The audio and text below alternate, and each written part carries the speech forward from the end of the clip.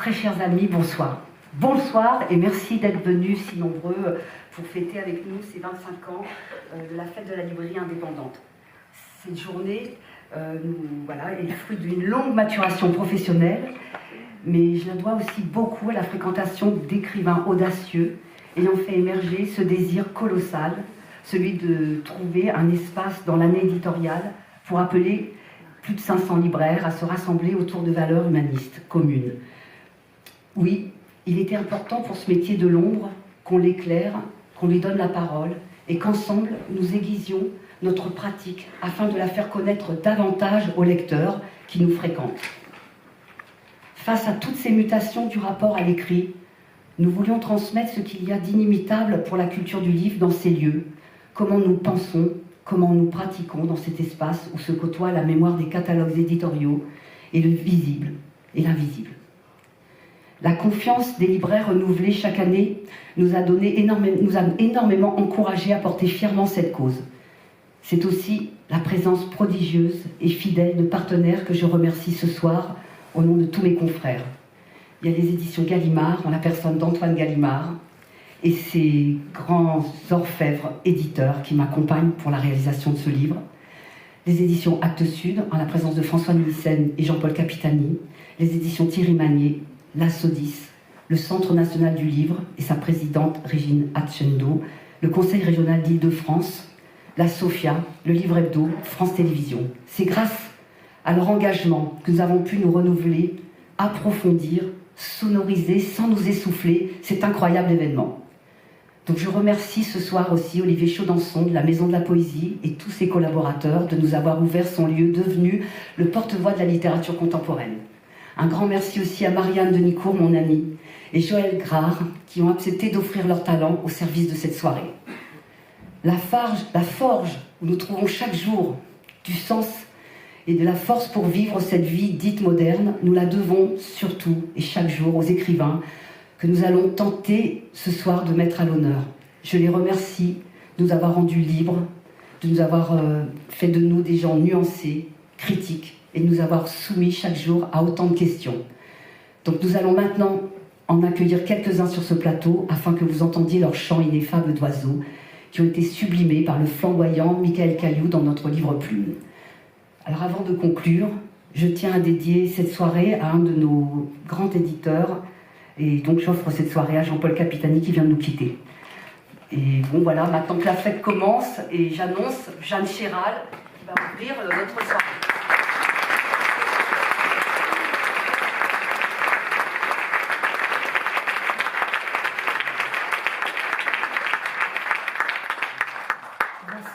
Merci Marie-Rose, merci beaucoup.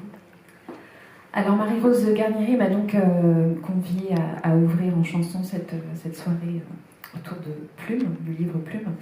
Et on s'est mis d'accord toutes les deux sur une chanson d'oiseau, entre guillemets, qu'on a choisie ensemble. Mais j'ai eu une petite frustration, parce que spontanément j'avais pensé à une autre chanson que j'ai pas vraiment osé lui proposer. Mais là, je sais pas, le fait qu'on soit ensemble, il y a une espèce de... Je me sens galvanisée, je me dis que c'est le moment de vous proposer quelque chose d'autre. Donc peut-être, je commence par ma proposition, puis après, pour faire plaisir à Marie-Rose, je ferai sa chanson. On fait ça ? Alors, merci.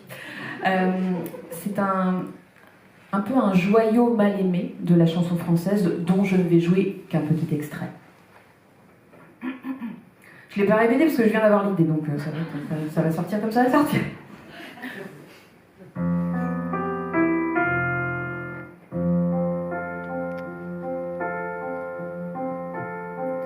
C'est la danse des canards qui, en sortant de la mare, se secouent le bas des reins et font coin-coin. Faites comme les petits canards qui, pour que tout le monde se marre, remuaient du popotin en faisant à présent claquer du bec, en mettant les plumes au sec, pliez les genoux, c'est bien, et faites coin-coin. Ça y est, vous avez compris, attention, c'est pas fini. Nous allons jusqu'au matin faire des coin-coin. J'aurais eu tort de pas la faire quand même.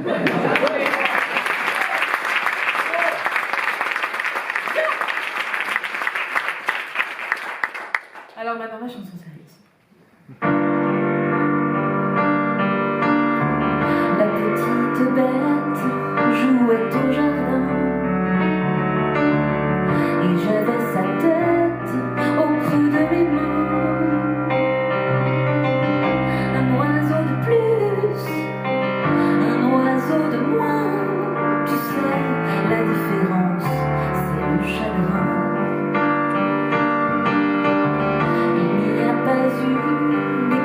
ce matin. Il n'y aura plus d'enfance au jardin.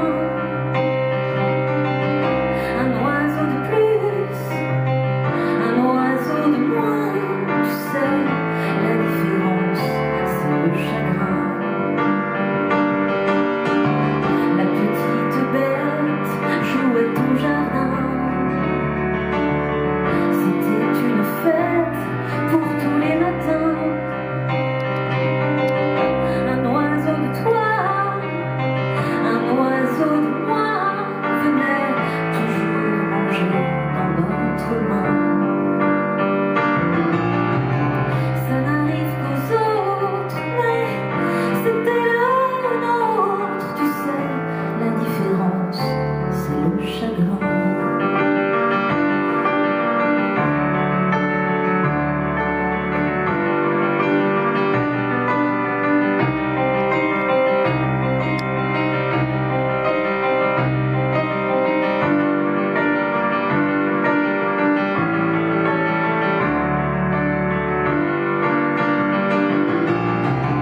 Ça n'arrive qu'aux autres, mais c'était le nôtre. Tu sais, la différence, c'est le chagrin.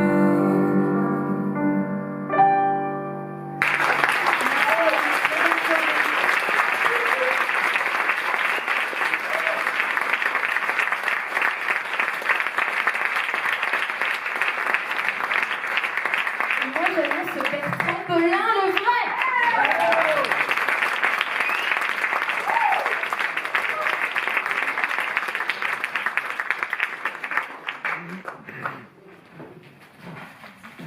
Bonsoir.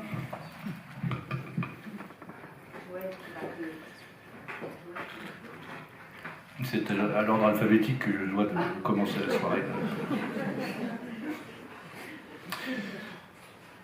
Comme c'est beau. C'est beau, comme c'est doux et propre, mat. Mais il y en a de brillants, il y en a de brillants et d'autres sont bleus. D'autres encore sont bruns et mat. Tachetés, mouchetés, dégradés. Celui-là est gris et brun et marbré. Nougat. Il n'y en a qu'un, mais j'en aurais-il eu deux ou plus, ce n'aurait pas été un plus grand prodige. Il tient dans la main, mais il vaut mieux ne pas le toucher. Enfin, mettons que je le prenne en main malgré tout, on me verra m'immobiliser, regard fixe. Je l'aurais pris dans les deux mains jointes, comme pour recueillir de l'eau et la porter à ma bouche. Comme un bol ou un nid, pourquoi pas. Allez, un nid après tout. Il faut laisser un peu d'air autour pour la respiration, pour ne pas presser ou oppresser. Et aussi pour continuer à le voir par sécurité. Voir le prodige brun et marbré, le voir bien à l'abri, en sécurité, entre les mains jointes. Pas trop longtemps. Il lui faut de la tranquillité. Il faut qu'il reste à sa place, qu'il n'est pas entre les mains des gens. Mais de toute façon, il vaut mieux ne pas le toucher. L'observer, oui. On se met à bonne distance pour ne pas effrayer, pour ne pas s'effrayer soi-même. On observe, on écarquille, on se tient bien sur ses deux jambes, on s'interroge, on s'émerveille. C'est rare de voir ça. Mais de quelle espèce s'agit-il? Impossible à dire. Il faudrait être un expert. Il faudrait qu'à la maison il y ait des livres, beaucoup de livres, de la documentation sur le sujet, des gravures même peut-être. Un livre lourd, un gros livre, qu'allège dès qu'on l'ouvre pléthore d'images légendées où est figé en quadrichromie, et depuis le pélican jusqu'à la caille, tout ce qui porte un bec. Je ne dis pas tous ceux qui volent, car voler n'est pas dans l'habitude de tous les oiseaux. Hein. Plus que le vol, certains oiseaux sont aptères, ils ne disposent pas d'ailes. Aptères, à terre. C'est bien le bec qui fait l'oiseau. C'est le bec qui fait l'oiseau. Il faudrait que je sois calé en faune volante et chantante, croissante pour pouvoir nommer au premier coup d'œil ce devant quoi je me trouve, mais c'est bien comme de ronds flancs que je m'immobilise devant le prodige débusqué dans une légère dépression du sol à l'ombre d'un prunelier, les mains dans les poches de la veste, content de prendre un bol d'air. Je prenais mon bol d'air et, quittant le sentier pour aller pisser, contournant un prunelier, j'ai manqué de marcher sur un œuf brun, gris et marbré. Pas un oiseau donc, mais un œuf. une sorte de coquillage à la floraison radicale. Une grâce accomplie de calcium, carbonate, magnésium et phosphore. Nomenclature par laquelle se rompt le silence qu'inspire d'abord le monde clos de l'œuf. Château fort aux douves montables en neige, vastes cieux d'albâtre, présents et surgissant à la fois, à l'équateur et au pôle. Le œuf, si j'ai envie de dire comme ça, celui gris, brun et marbré qu'un engoulevent d'Europe a pondu, celui qui claque maintenant ses ailes au-dessus de moi pour me chasser de son coin, de sa part de lande, l'engoulevent qui reviendra couver inquiet quand je serai déjà sur mon vélo, me sentant coupable d'intrusion dans son domaine. Le monde de l'oiseau, univers voisin que déploie la perception du monde où ses sens le plongent. Même quand je l'aurai oublié, sirotant un Monaco sur le port, ne prêtant aucune attention au goéland, j'ai peur qu'il soit encore tout retourné. Je ne voudrais pas que son petit cœur craque sous le ramage cendre où il palpite. Et pourvu qu'il soit la nuit prochaine, encore à engloutir le vent, sa gueule de serpent grande ouverte, qu'il soit encore, comme dans la légende, à téter les chèvres alentours, et puis aussi, comme avéré, à faire fuser dans la lande son chant parallèle et perlé. Ah, faut dire surtout qu'il niche au sol, souche parmi les souches, qu'il a forgé son immobilité patiemment dans les générations. Il a saisi le privilège de l'inertie dans le cercle des proies, éprouvé qu'il pouvait tirer profit des jeux de contraste. Sa compréhension est une action. Survivre est son domaine et son intelligence. Et la nuit, il chante son intelligence.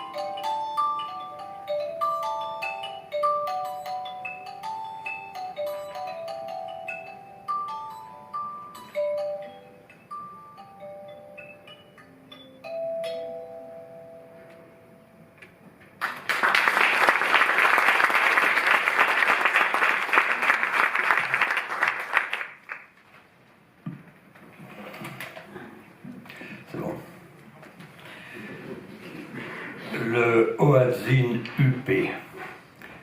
Si des oiseaux viennent à nous, que nous pouvons observer aux étapes de leur migration, ainsi les cigognes dans la Meuse du printemps à l'automne, si d'autres encore, profitant du réchauffement, déplacent leurs airs, ainsi les ibis sacrés du Nil survolent-ils depuis le début du siècle l'estuaire de la Loire, d'autres nous obligent à voler vers eux à notre tour. Le bel aringa siffleur bleu nuit dans la neige au pied de l'Himalaya, l'aigle harpie ou le Hoatzin huppé, perché sur les arbres, près des rives étouffantes des fleuves amazoniens. On peut naviguer longtemps, s'épuiser à la marche, sans de sa vie ainsi que nombre de traqueurs aguerris, apercevoir ne serait-ce que l'ombre d'une plume du grand aigle harpie. C'est après toute une traversée bredouille du sous-continent latino-américain qu'il m'avait été donné de voir enfin, dans une réserve près de Guayaquil, fondre au sol, à la tombée du jour, deux ailes éployées de plus de 2 mètres d'envergure, les serres ouvertes s'emparer d'une boule de couleur brune, effarée, singe ou rongeur, offerte à la délectation du monstre à plumes par un gardien qui peut-être n'en menait pas large lui non plus. Le Hadzin huppé est plus commun et moins vorace, végétarien même. Le volatile est sédentaire, mauvais voilier n'irait pas loin.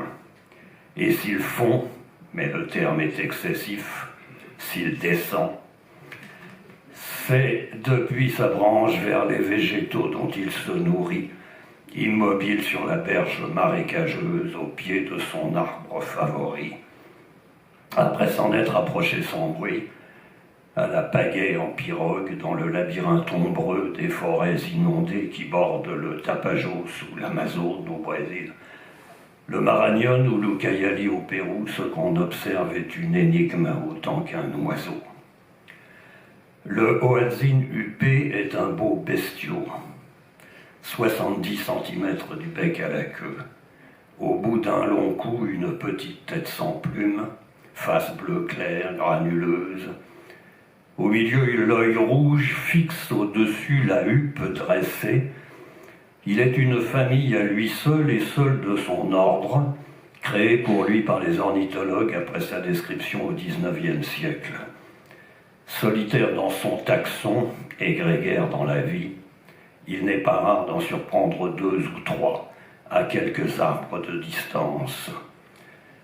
Depuis la pirogue, faisant le point aux jumelles sur cette tête décoiffée, ébouriffée, furieuse, grossissant l'œil rond, rouge cerné de bleu, fixe, terrible, un réflexe de vous faire reculer comme si d'un coup de bec, après qu'il vous a repéré, courroucé par votre arrivée, il allait percer l'oculaire et vous crever la rétine. S'il est avéré que vous n'êtes pas un aigle harpie déguisé en pagayeur, la plupart du temps il ne s'envole pas, ouvre de larges ailes de feu pourpre, châtain clair et rousse, aux longues rémiches flamboyantes. Seul de son clade à descendre en ligne directe de l'Archéoptérix, ultime maillon, avec ses ancêtres dinosaures théropodes, oubliés par l'évolution, délaissé dans sa splendeur archaïque et flamboyante, il pousse des cris rauques et des grognements qui peuvent évoquer la toux expertorante d'un fumeur excédé. Davantage que ce raffut, sa protection est olfactive. Il est l'oiseau puant, rotant comme une vache. Sa carapace invisible est une bulle nauséabonde. Seul oiseau ruminant, muni d'un jabot à fermentation bactérienne où se décomposent les plantes aquatiques et les fruits, il digère sur un nid assez mal bâti, sans garniture, plateforme en bout de bois peu assujettie, quelques mètres au-dessus de l'eau, où il nourrit par régurgitation 2 ou 3 poussins, blanchâtres et laids. Ceux-ci sont quadrupèdes. Au sortir de l'œuf, leur est venue au coude de chaque aile une main à 2 doigts griffus. Devant l'arrivée de quelques serpents ou pumas, ils se laissent tomber à l'eau comme des pierres et nagent sur la rivière. Le danger passé, ils escaladent les branchages à l'aide de ces membres préhensiles éphémères, remontent se délecter du vomi des parents. À l'âge adulte, les mains auront disparu. Ils auront oublié la nage. Pendant la dizaine d'années de leur existence, ils ne se connaîtront plus de prédateurs, à l'exception d'un seul. Les Indiens d'Amazonie, s'ils chassent l'aigle harpie dont ils utilisent les plumes pour empenner leurs flèches, négligent le hoatzin à l'odeur repoussante. Il est malaisé de bander l'arc en se pinçant le nez. L'oiseau est aussi puant mort que vif. Seul le grand aigle harpie, les jours où il n'a vraiment rien d'autre à se mettre sous le bec, les jours où le singe trop agile a fui dans la forêt, le pécari s'est enfoui au fond de son terrier, consent, retenant peut-être sa respiration, à goûter la chair du hoatzin huppé.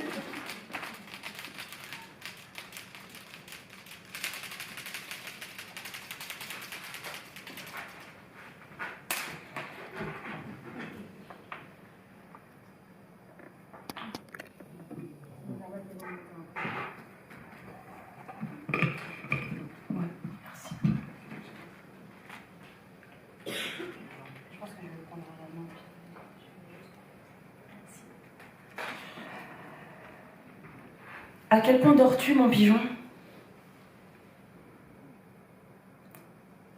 Je vole sous la flotte en attendant que quelque chose se passe, mes ailes parapluies. C'est août, c'est septembre. La lourdeur d'une humidité quand elle se mêle au chaud qui s'évapore du béton. Et où sommes-nous? Qui sait où nous sommes? Qui sait ça? Ça dépend. Ça dépend. Je vole sous le soleil et la flotte survole ma Cadillac rose. Moteur général, central, moteur généreux. Le métal m'attire le bec et j'aime la photo que ça me permet de me projeter. Dans moi, sous les plumes qui couvrent ma petite tête, dans mon petit cerveau. Méfie-toi, en revanche. Je suis loin d'être con. Cette photo, une route toute droite et longue, comme j'en ai vu aux États-Unis. Je peux voler très loin et partout. La Cadillac qui fend le paysage, rose parmi l'ocre du sable et des roches qui émergent comme des crochets flippants. Et moi qui vole dans son sillon, la chaleur du bitume me magnétise, me permet de savoir où je vais, et surtout, quand y aller. Et moi qui vole par-dessus la voiture, si proche du soleil, si proche que l'astre projette mon fantôme dessous lui, et bientôt, la voiture engloutie par ma silhouette noire, mobile, mes ailes qui bastonnent l'air, noir sombre sur le sol, et bleu magique, suspicieux, et vert vital, et du violet secret, de l'ombre mystique et quelque chose comme des variations de brun, et de gris dans une nuit sans lune. Ce sont les couleurs sur les plumes de mon cou, de mon corps et de mon visage. Mes yeux clignent. Méfie-toi, tu ne pourras pas me regarder droit dans les deux. Choisis-en un, choisis le bien. Je vole dans la nuit, sous la pluie, j'attends que quelque chose se passe. Pas envie de dormir là où tu ne te présentes plus depuis belle lurette. Dans la poussière de mes combles, Paris banlieue, sous un pont, près d'une flaque d'eau potable, je préfère voler, suis bonne que ça.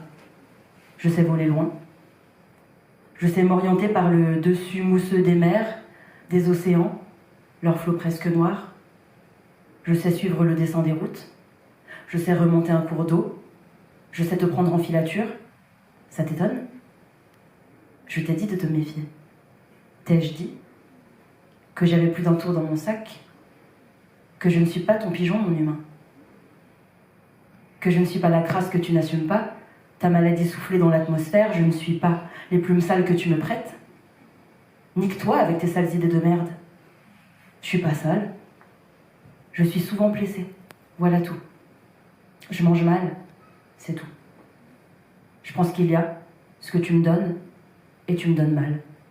C'est tout. Te l'ai-je déjà dit? Te l'ai-je dit déjà? C'est pour ça que j'ai pris la poudre.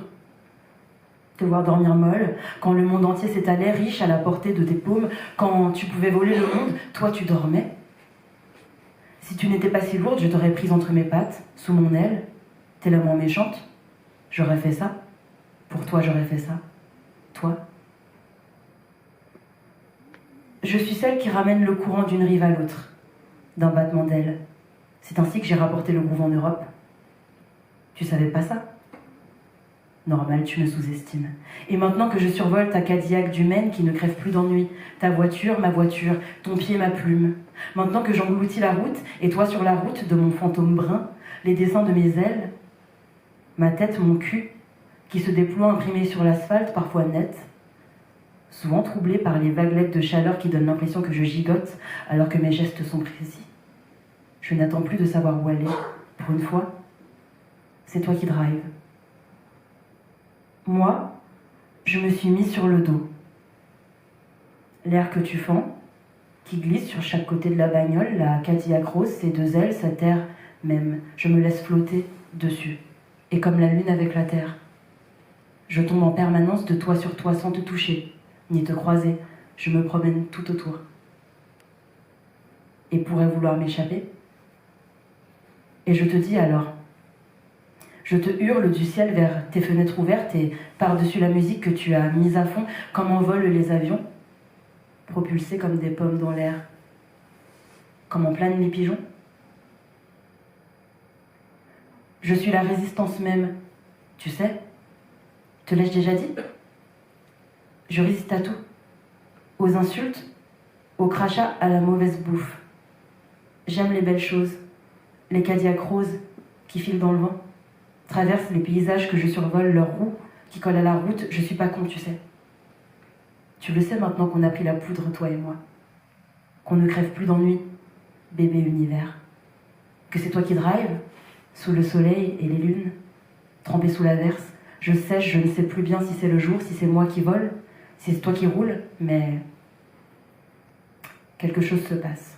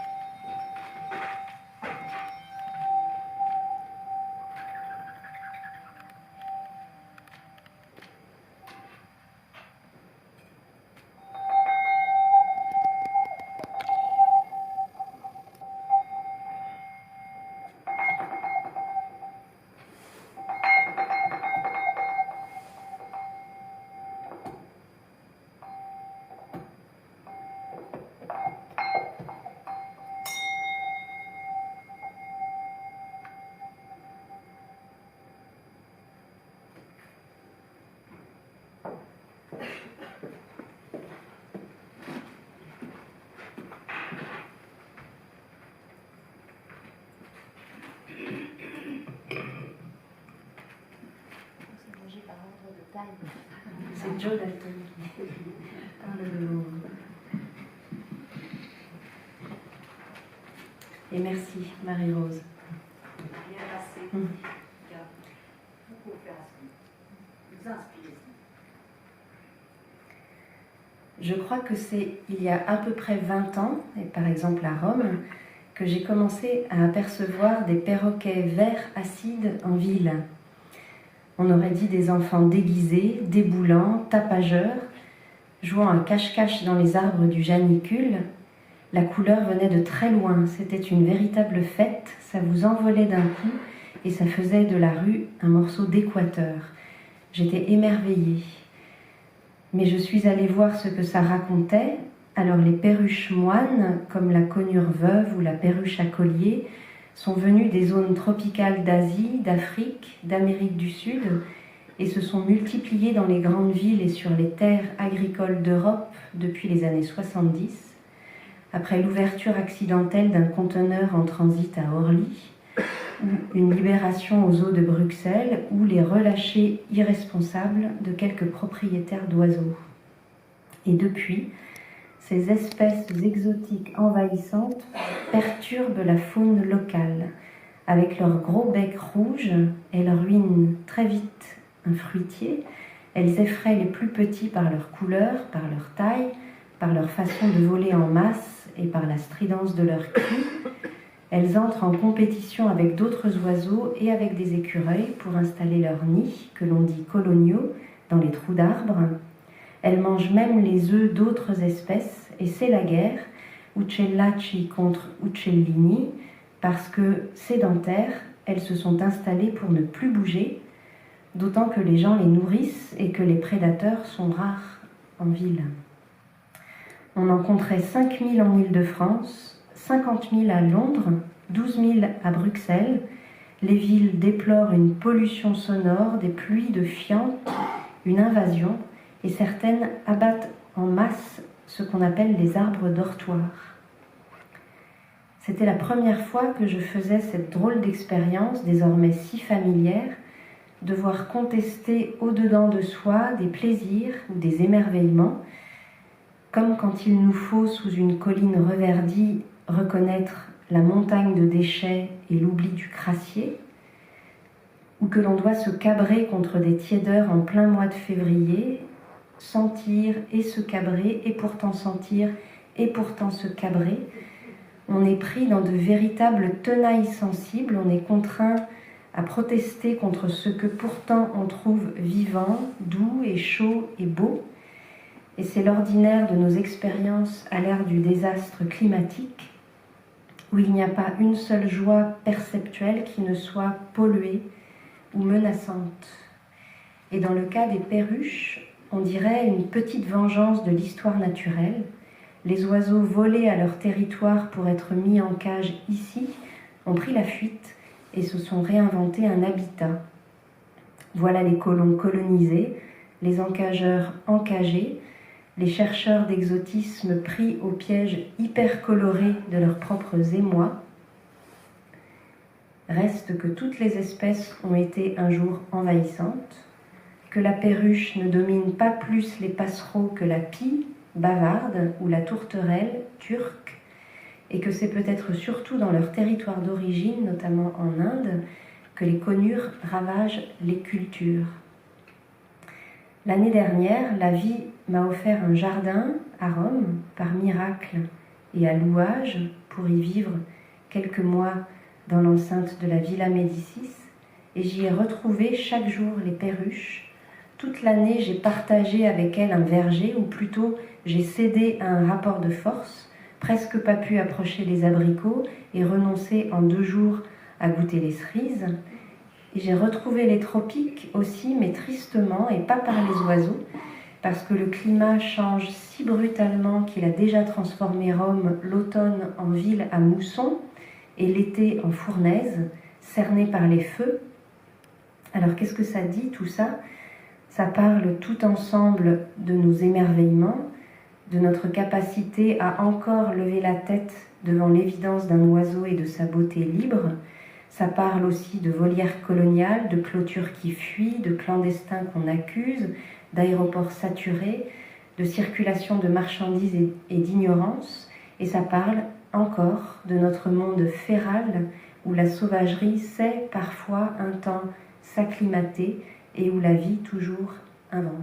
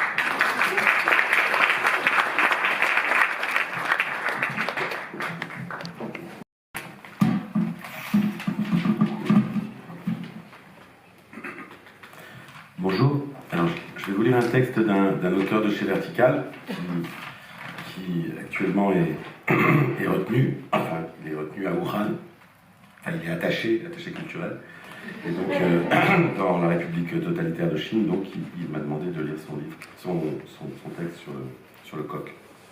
Je vais essayer, c'est très difficile à lire. Volatile, inapte au vol, le coq est d'abord un fiasco. Il ne sait pas décoller. Parce que pour cela, il est le totem de l'hexagone. Le coq est aussi un palindrome imparfait, à l'image d'Allah d'ailleurs. Du coq au couac, il n'y a qu'un pas. La perfection, c'est le radar, le rotor, la mécanique, quoi. Loin de la chair, toujours la perfection. Bon, ok. Stade, sexe, Xanax, ça c'est des palindromes parfaits. Ils sont légion. Le coq, lui, est un gag. Bec entouré d'un chewing-gum que l'on n'aimerait pas mâcher, coiffé d'un bob phrygien écarlate, torse bombé à la Aldo Macione et œil de poulpe, corps en demi-lune, marron or noir, faucille en guise de queue, patte en coton-tige, le tout posé sur un ergot surdimensionné, l'animal semble tout droit sorti d'un western spaghetti. Il n'y a pas plus cocasse. Napoléon s'est érigé contre ce cock-boy, qui n'a point de force de peut-être l'image d'un empire tel que la France. Je suis d'accord, le coq ne fait pas le poids. Comme l'hirondelle ne fait pas le printemps, surtout face à un revolver, lui aussi un palindrome fumeux. En plus, il est né d'une onomatopée, il n'a pas d'étymologie, pas de racine. Coquille vide, son nom vient de son cri.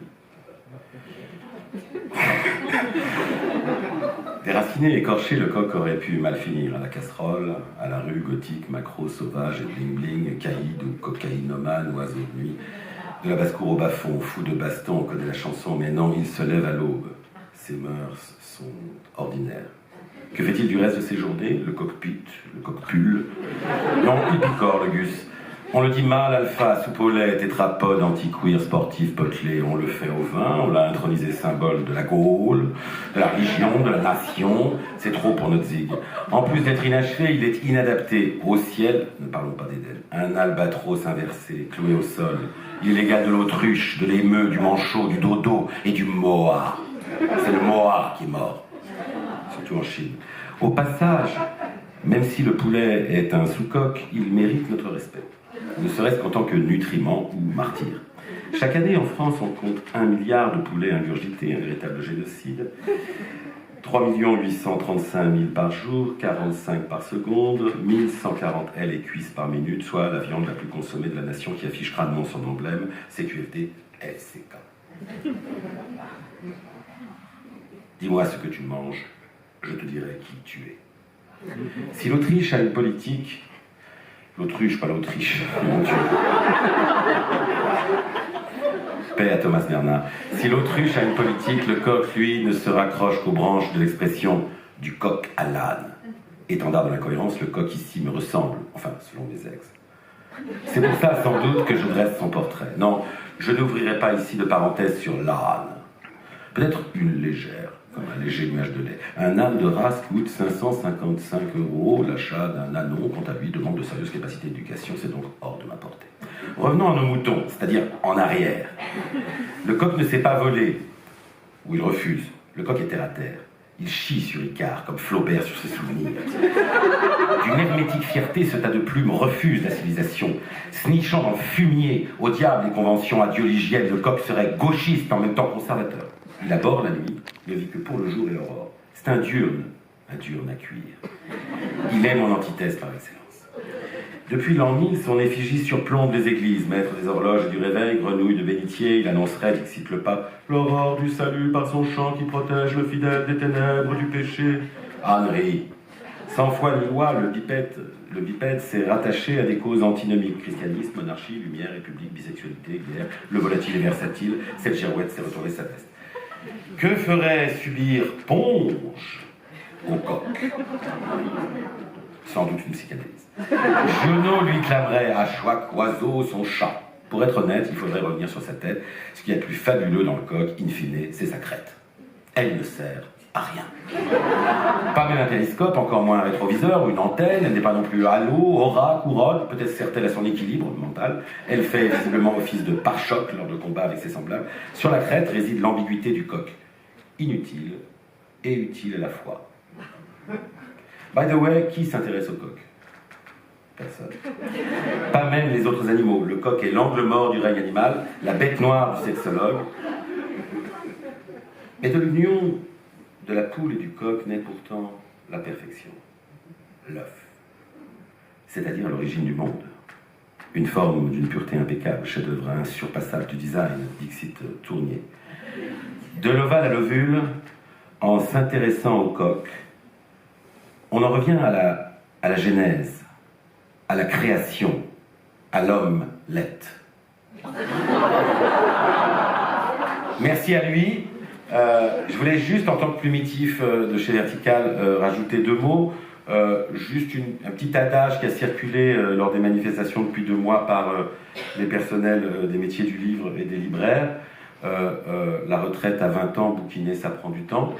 Et une autre petite moment comme ça, un peu plus sérieux et solidaire pour un défenseur des écosystèmes du vivant, qui s'est battu contre les méga-bassines. Il s'appelle Serge Dutheil. Il est depuis 15 jours entre la vie et la mort. Tous les médias s'en foutent. Et voilà, il s'est fait dégommer par une grenade des forces de l'ordre. Merci.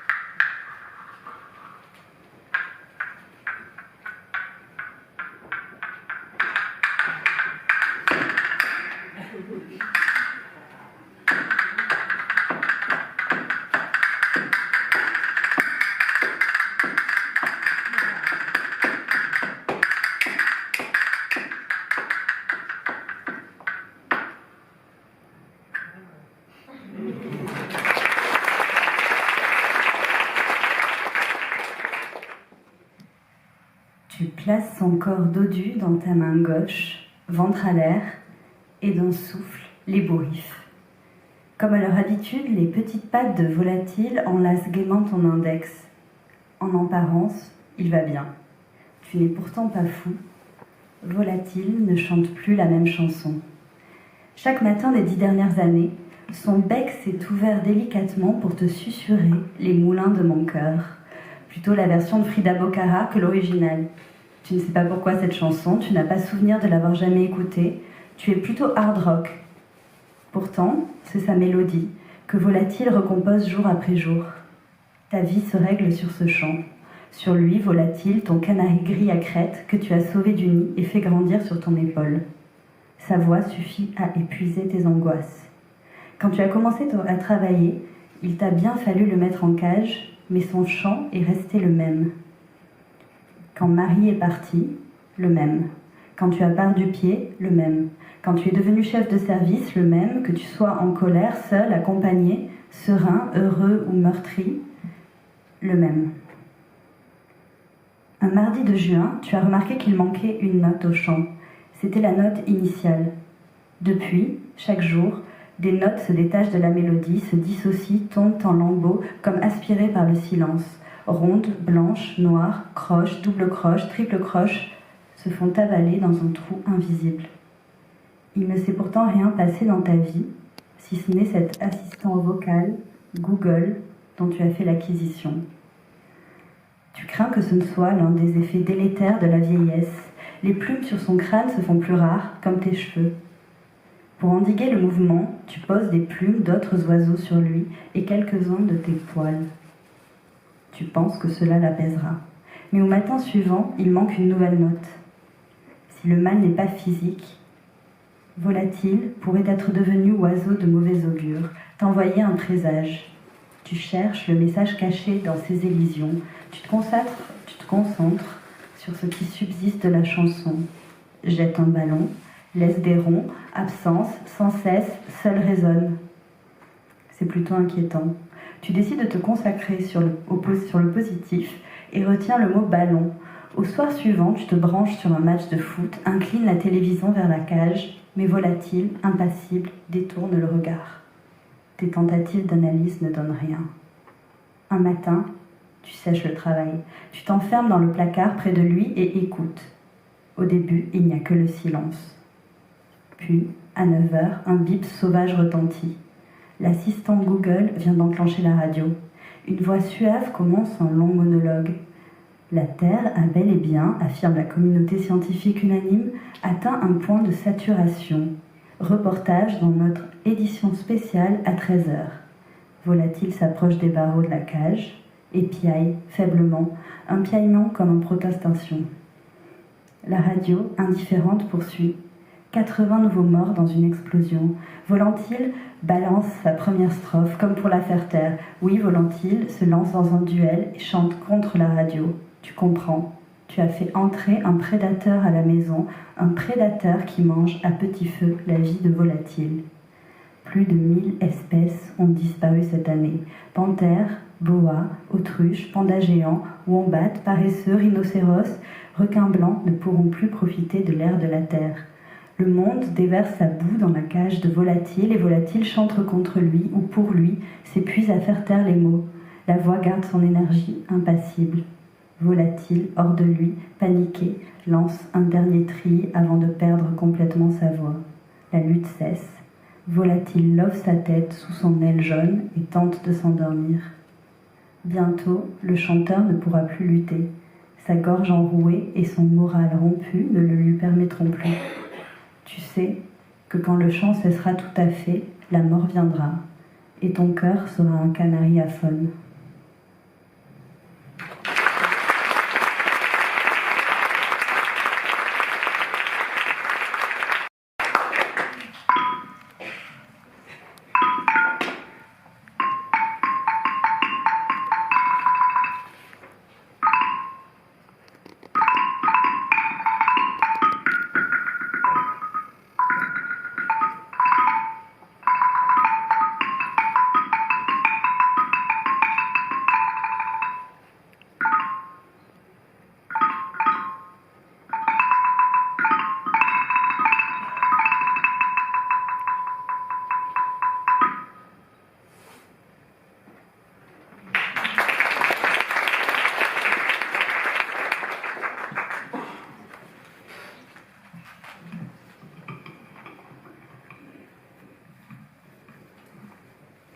Oui, c'est bien, oui.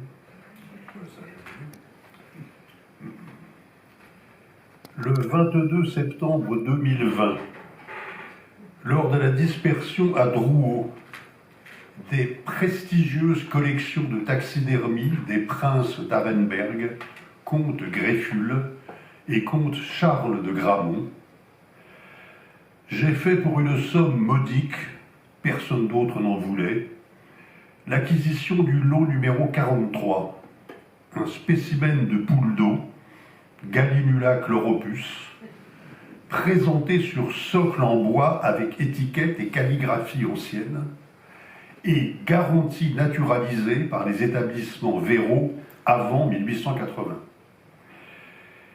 Il s'agissait donc d'une très vieille poule, si vieille que son plumage uniformément gris-brun avait perdu cette belle nuance bleu ardoise qu'il présente habituellement sur tout le devant du corps.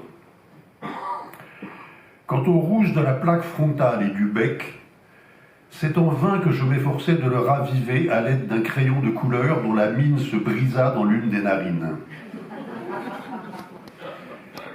D'ailleurs, si j'avais fait l'acquisition de ce spécimen naturalisé par les établissements Véro, ce n'était certes pas en raison de sa beauté ou de sa fraîcheur, ni de sa ressemblance avec une poule d'eau en activité, mais bien parce que la date de sa naturalisation, avant 1880, et la collection d'où il provenait, dont il me plaisait de penser que c'était celle du comte Greffule, rendait possible, sinon probable, que Marcel Proust l'eût aperçu, à défaut de l'avoir vraiment regardé, lors d'une de ses visites au modèle principal de la duchesse de Guermantes. Dans ce cas, s'il s'agissait effectivement de la seule poule d'eau, ou du moins de la seule poule d'eau naturalisée, dont la trajectoire eût un jour croisé celle de Proust, on pouvait sans crainte de se tromper affirmer qu'en étant le seul à lever la main à Drouot dans l'après-midi du 22 septembre 2020, lorsque le lot numéro 43 avait été mis aux enchères, j'avais fait preuve de plus de discernement que tout le reste des acquéreurs potentiels, parmi lesquels, au demeurant, on devait compter bon nombre de professionnels. Quant à ma propre prédilection pour cette espèce, elle remonte au 19 mai 2016, lorsque peu après 15 heures, à Gennevilliers, dans le parc des Chantraines, une poule d'eau a traversé à grandes enjambées le chemin sablé où je me promenais avec une amie, laquelle fit de cet incident une photographie à l'aide de son téléphone portable, sans quoi j'aurais vraisemblablement oublié la date et l'heure, sinon l'incident lui-même et le lieu de sa survenue. Au cours des années suivantes et jusqu'à ce jour, j'ai eu maintes occasions de revoir et de réentendre des poules d'eau. Par exemple, lorsqu'au printemps 2019, à de nombreuses reprises, je revins étudier les progrès de la reproduction d'un couple qui avait fait son nid à Meulan, sur un radeau composé de brindilles, de vieux journaux détrempés ou de pots de yaourt, et retenu par un réseau de branches flottantes entre deux piles du pont aux Perches.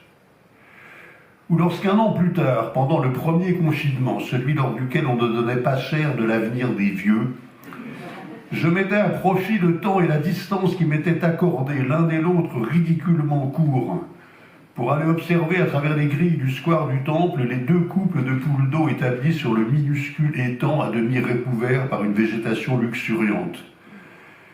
Depuis, je me suis livré régulièrement à des observations prolongées, attestées par des photographies de cette colonie, si c'est le mot qui convient pour désigner un si petit nombre d'oiseaux, sans jamais parvenir à résoudre cette triple énigme. Est-ce toujours le même couple, ou les deux mêmes couples qui se reproduisent? Que deviennent, ou essaiment, les oiseaux issus de cette reproduction? Et surtout, sachant combien les poules d'eau répugnent à voler autrement qu'en rase-motte, comment le couple originel, venu quant à lui de Dieu sait où, a-t-il réussi à atteindre la verticale du square du Temple, à repérer celui-ci perdu au milieu du désordre de la ville, puis à s'aviser de ce qu'il renfermait une petite mare apparemment compatible avec les exigences de sa reproduction?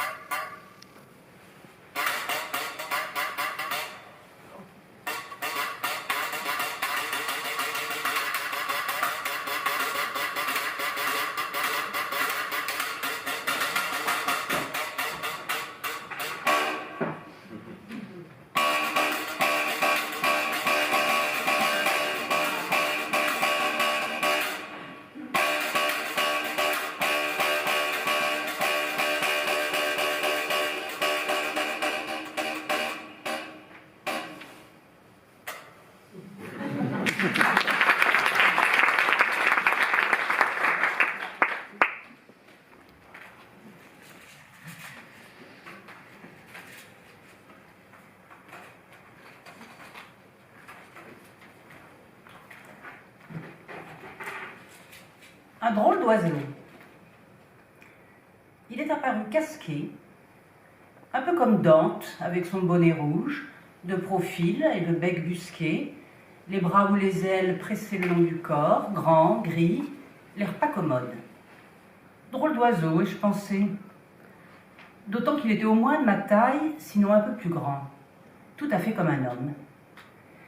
Il faut dire qu'une fois de plus, je me trouvais dans une situation absurde et assez misérable, seul, au milieu d'une sorte de désert formant cuvette, dans un no man's land poussiéreux, sans la moindre espérance d'une lune et encore moins d'un soleil à venir à l'horizon. Comment m'étais-je retrouvée là? Je n'en avais plus le souvenir, mais je me disais qu'une fois encore, j'avais dû vouloir fuir quelque chose. Je me voyais très bien, par exemple, ouvrir soudain et brusquement la portière d'une voiture conduite par quelqu'un qui m'emmenait quelque part, désireuse de ne pas poursuivre ma route avec ce quelqu'un, et me retrouver seule au milieu d'un désert. Cela m'était déjà arrivé 100 fois. Rompre avec une situation qui ne me convenait pas, ou plus. Avant l'arrivée du drôle d'oiseau casqué, j'ai jeté un œil autour de moi, pour voir s'il n'y avait pas, comme dans les pièces de Beckett, au moins un arbrisseau. Mais non, il n'y avait pas l'ombre d'un végétal, pas un chardon, vraiment rien. J'ai pensé que cette cuvette ressemblait à l'emplacement d'un lac vidé, voire d'une mer disparue.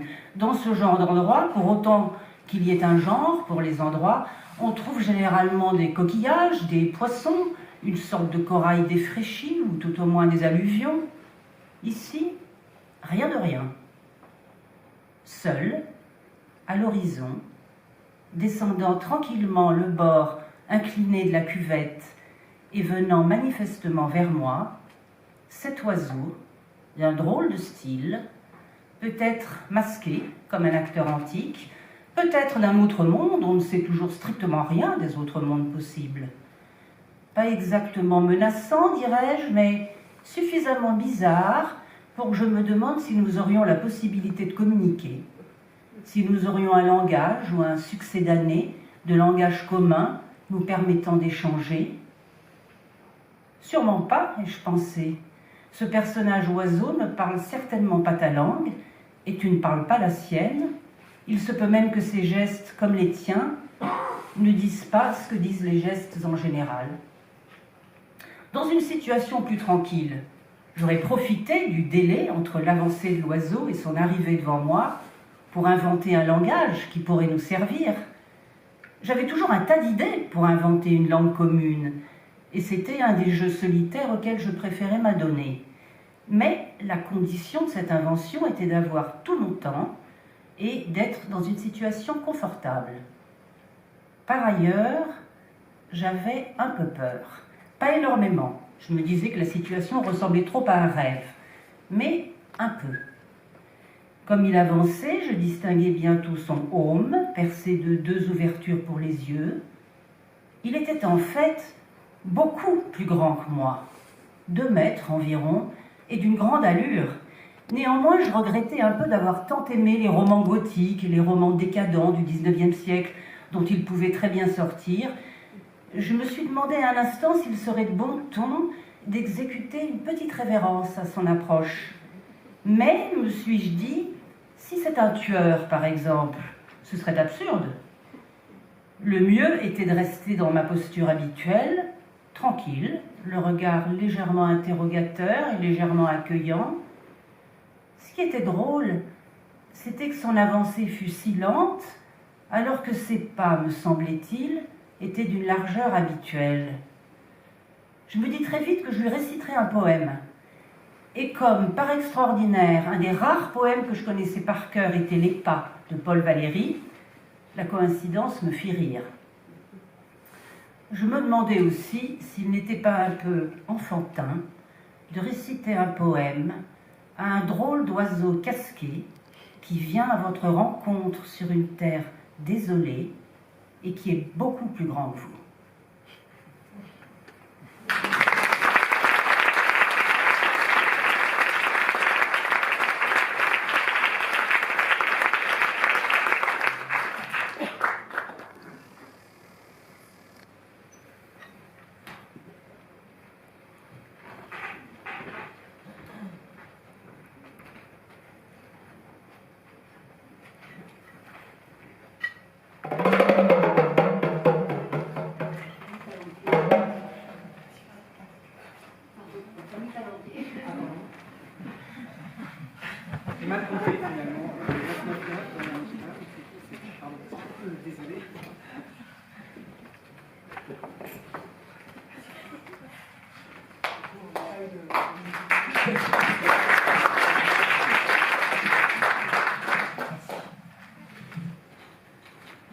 Donc pour conclure, c'est un oiseau du coin, le merle.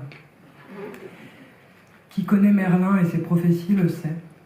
Tous les merles n'ont pas la même destinée à accomplir sur cette terre. J'ai entendu l'histoire qui va suivre d'un merle de ma connaissance, dans une ancienne cour de ferme d'une campagne devenue au XXIe siècle, zone périurbaine. Les merles se moquent de ces dénominations.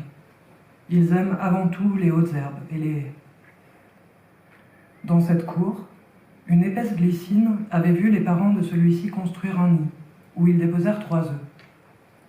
Leur chant résonnait tout le jour jusqu'au crépuscule. Pendant ce temps, les futures vies sourdaient dans les œufs.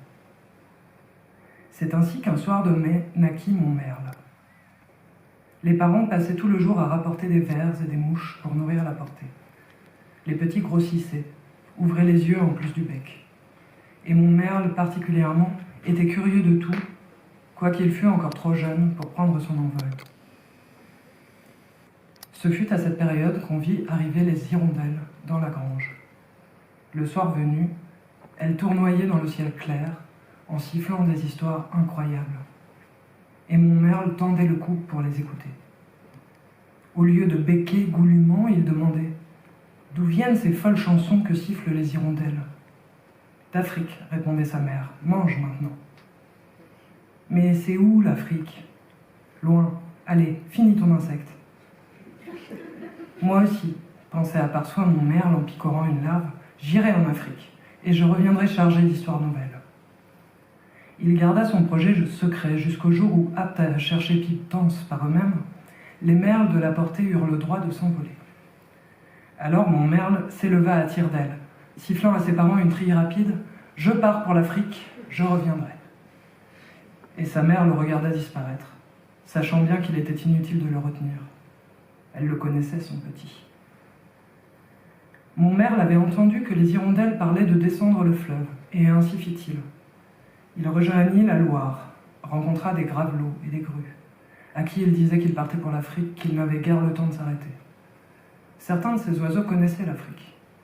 Tous le trouvaient un peu zinzin. Il passa des cheminées nucléaires et des châteaux renaissants, des villes accrochées aux coteaux et des zones d'activité énormes. Il fit étape dans le bocage de Notre-Dame-des-Landes et sur le chantier naval de Saint-Nazaire.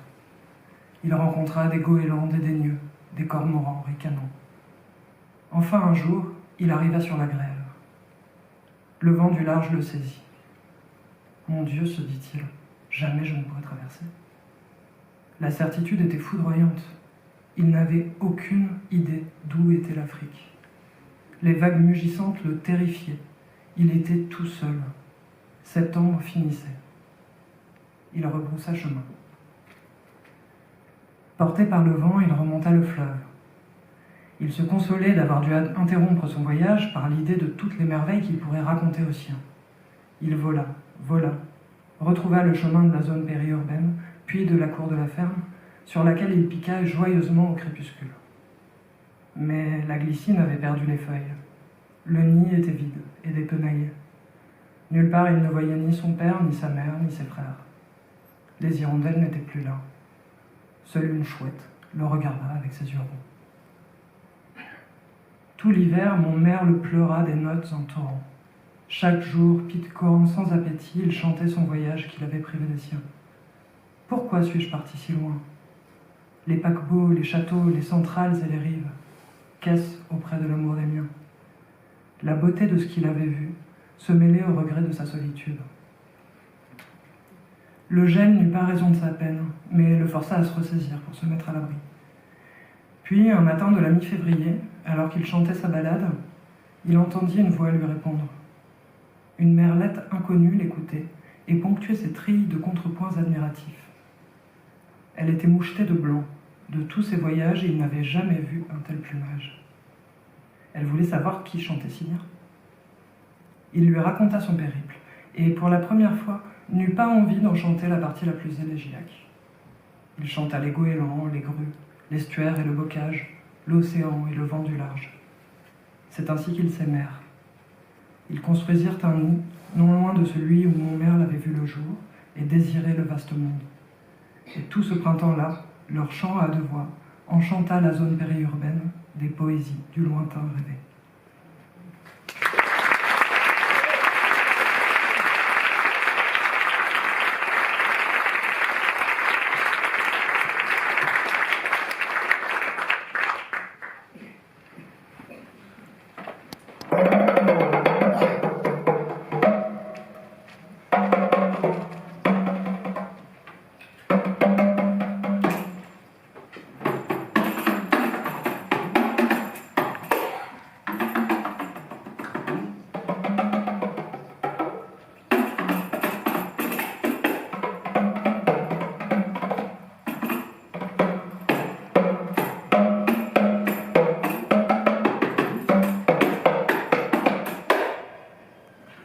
Ce n'est pas plus difficile de parler avec les oiseaux qu'avec n'importe qui sur Terre. Tu parles, l'oiseau fait celui qui a compris, il te répond, et toi, tu fais celle qui a compris, et tu réponds à ton tour. Le tout est de s'entendre parler. Le tout est de s'entendre parler. Le tout est de s'entendre parler. De bien savoir ce que l'on dit.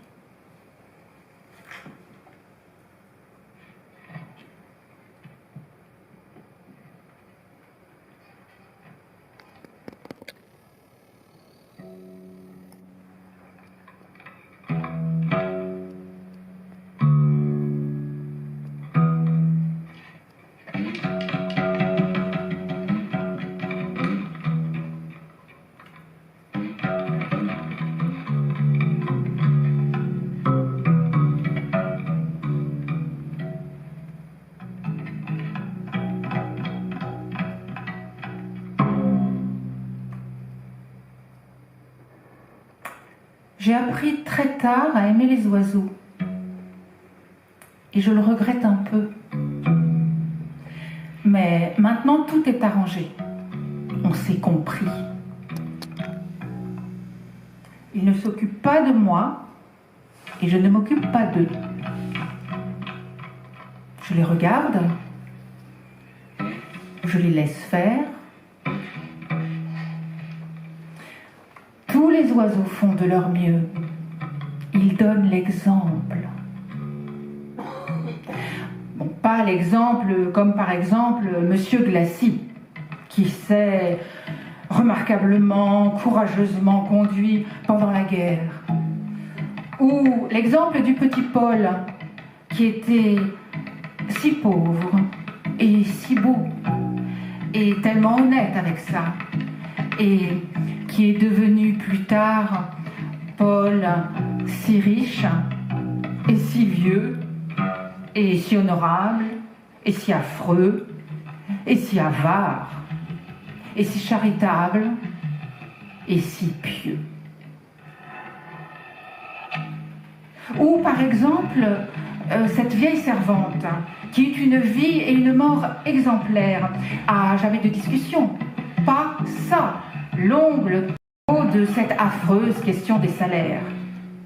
Non. Les oiseaux donnent l'exemple.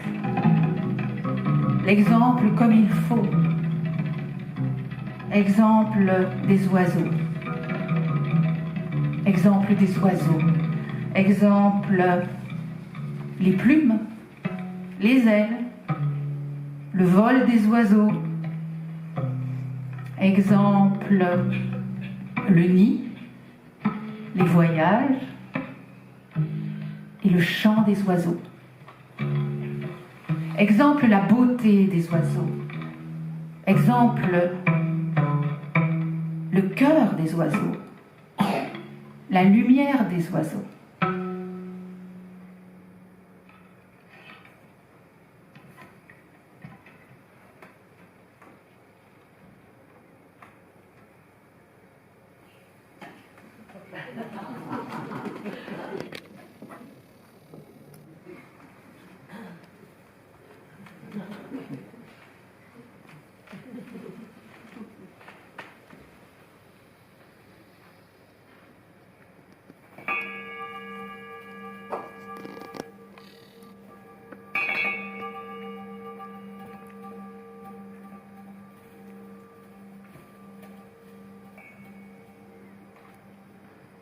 Celui-là, c'est dans le jour qu'il apparaît. Dans le jour le plus blanc. Oiseau!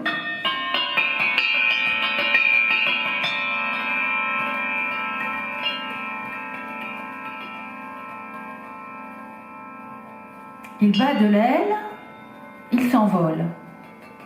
Il bat de l'aile, il s'efface. Il bat de l'aile, il réapparaît.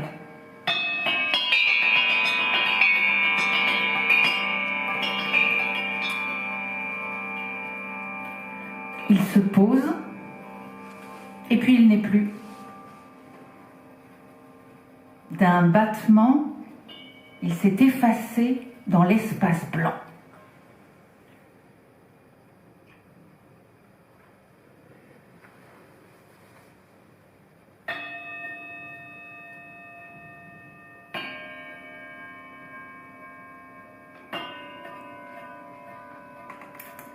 Tel est mon oiseau familier. L'oiseau qui vient peupler l'espace de ma petite cour. Peupler, on voit comment. Mais je demeure sur place, le contemplant, fasciné par son apparition, fasciné par sa disparition.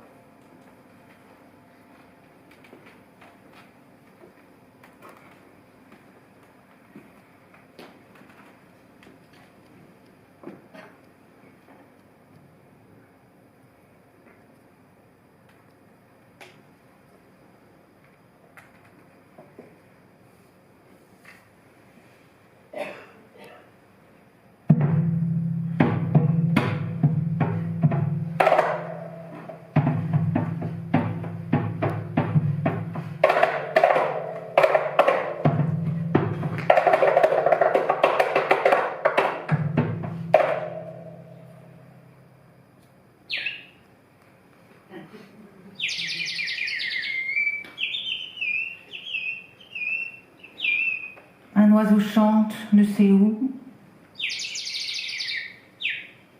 C'est, je crois, ton âme qui veille parmi tous les soldats d'un sou.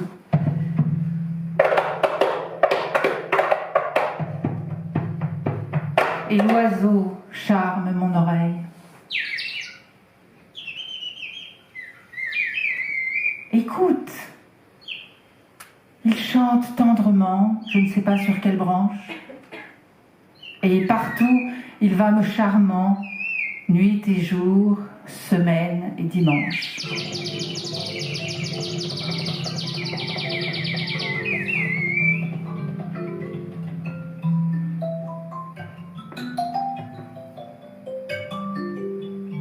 Mais que dire de cet oiseau? Que dire des métamorphoses de l'âme en chant, dans l'arbrisseau, du cœur en ciel, du ciel en rose? L'oiseau des soldats, c'est l'amour. Et mon amour, c'est une fille. La rose est moins parfaite. Et pour moi, seul l'oiseau bleu s'égosille. Oiseau bleu, comme le cœur bleu de mon amour au cœur céleste.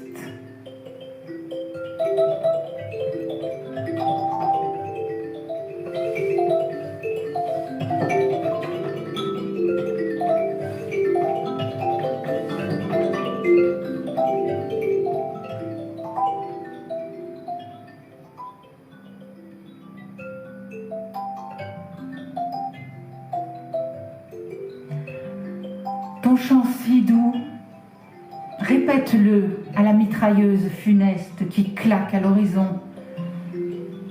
Et puis, sont-ce les astres que l'on sème? Ainsi vont les jours et les nuits, amour bleu comme est le cœur même.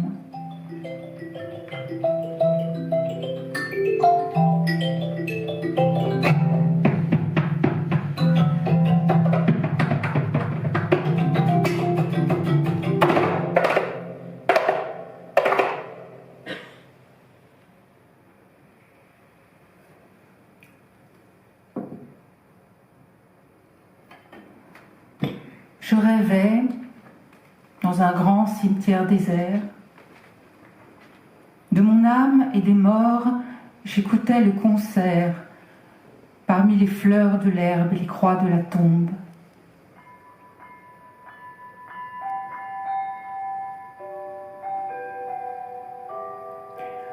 Dieu veut que ce qui naît sorte de ce qui tombe. Et l'ombre m'emplissait. Autour de moi, nombreux, gais, sans avoir souci de mon front ténébreux, dans ce champ, lit fatal de la sieste dernière, des moineaux francs faisaient l'école buissonnière. C'était l'éternité que taquine l'instant. Ils allaient et venaient, chantant, volant, sautant, égratignant la mort de leurs griffes pointues, lissant leur bec au nez lugubre des statues, becquetant les tombeaux, ces grains mystérieux.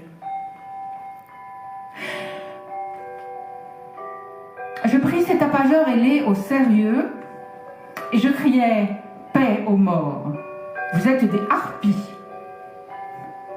Nous sommes des moineaux, me dirent ces impies. Silence, allez-vous-en, repris-je peu clément. Ils s'enfuirent. J'étais le plus fort. Seulement l'un d'eux resta derrière et pour toute musique dressa la queue et dit « Mais quel est ce vieux classique ?» Comme ils s'en allaient tous, furieux, maugréants, criant, et regardant de travers le géant,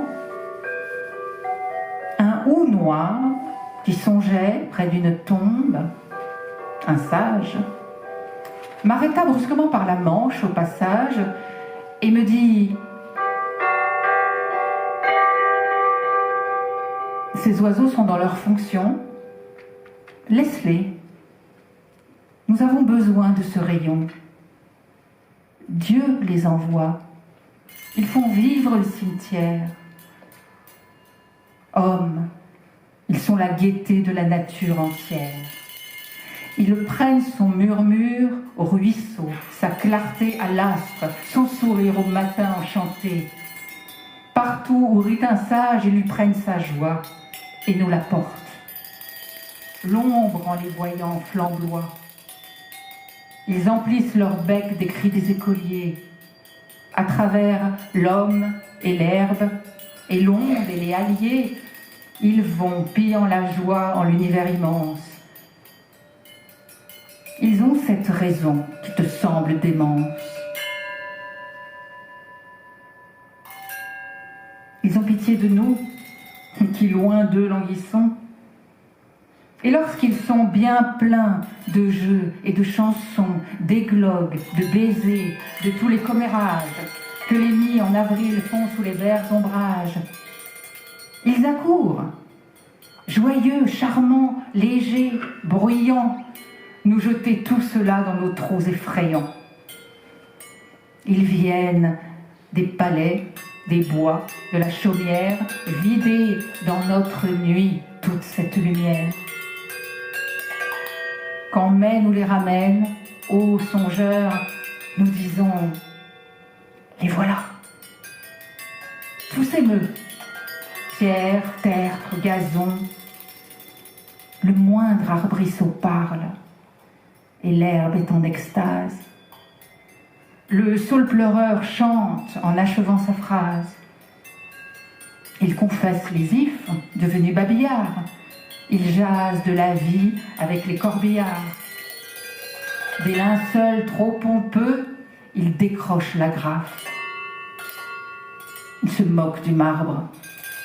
Ils savent l'orthographe. Et moi, qui suis ici, le vieux chardon boudeur, devant qui le mensonge étale sa laideur et ne se gêne pas, me traitant comme un hôte, je trouve juste, ami, qu'en lisant à voix haute l'épitaphe où le mort est toujours bon et beau, il fasse éclater de rire le tombeau.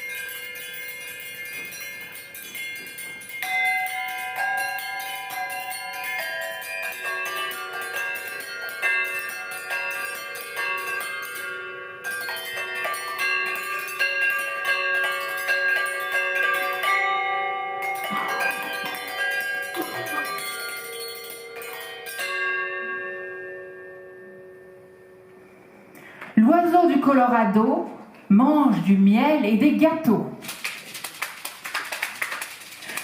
du chocolat et des mandarines, des dragées, des nougatines, des framboises, des roudoudous, de la glace et du caramel mou. L'oiseau du Colorado boit du champagne et du sirop, sucre de fraise et lait d'autruche, jus d'ananas glacé en cruche, sang de pêche et navet, whisky menthe et café.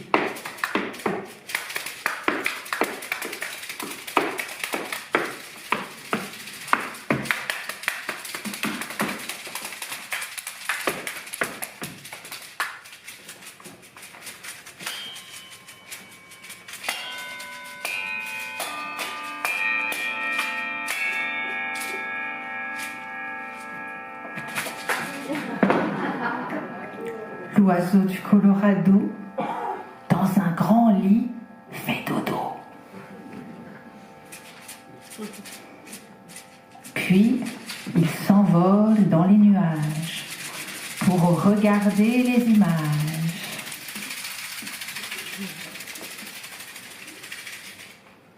Et jouer un bon moment. Avec la pluie et le beau temps.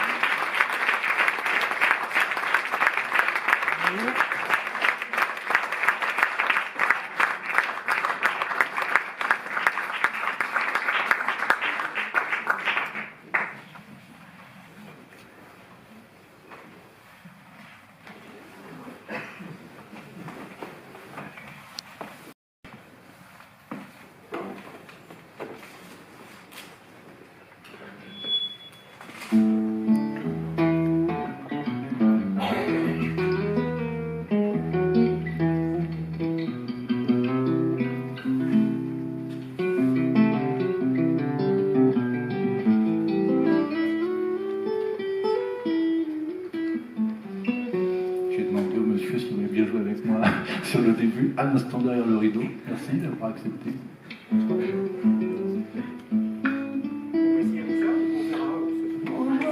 C'est une question de...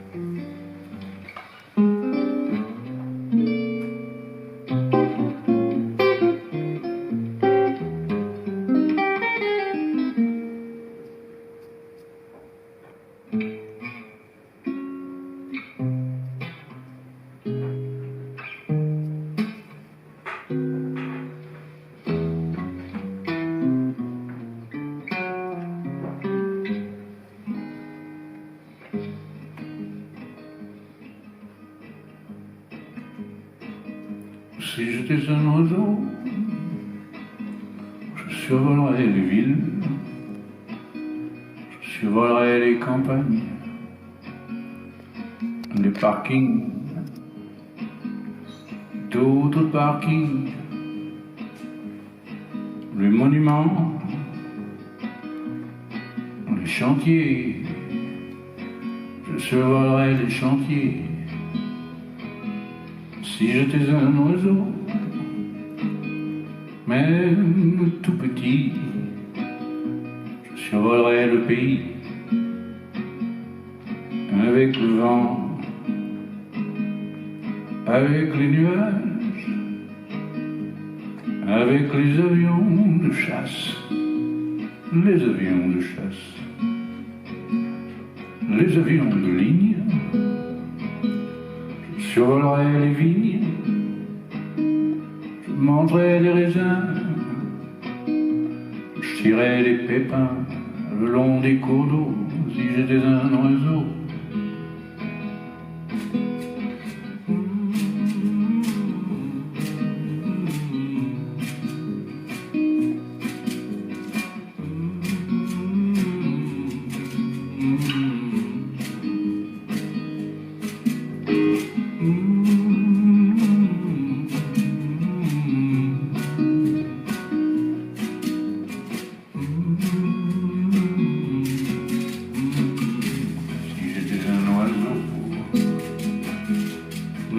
Qu'un serpent, que ma vie est à terre, mon ventre est sur la pierre, où je ferai ma tombe.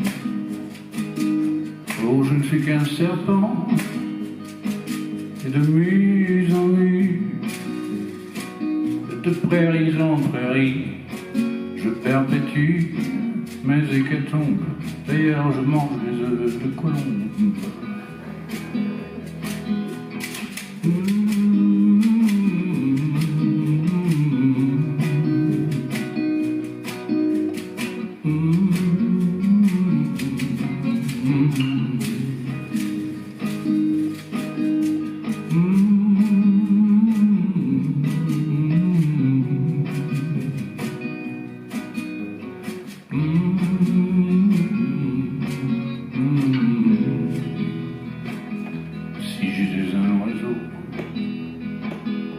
Si j'étais un oiseau, un merle par exemple, dans une cour de ferme, dans la glycine, une bécasse au vol de traviole, un perdreau, un vanneau, un étourneau, un moineau, une grue, une pie, un toucan, un goéland, un fou de passant, une perruche verte de Rome, un canari, une perdrix, un perdreau. Si j'étais un ptérodactyle, je ne survolerais pas de ville, je ne survolerais pas de campagne, ni de parking. Si j'étais un ptérodactyle, je ne survolerais pas de vigne, ni avec les avions de chasse, ni avec les avions de ligne, non. Je survolerai les grandes forêts primaires, je survolerai les grands océans acides. Si j'étais un ptérodactyle, je survolerai les brontosaures, je survolerai les tyrannosaures. Oui, je les survolerai. Je survolerai les vélociraptors, je les survolerai avec plaisir et envie. Si j'étais un ptérodactyle, j'irais me poser sur une corniche, en haut d'une montagne fraîchement sortie de terre, et je regarderais le monde en train de se faire, et je me dirais...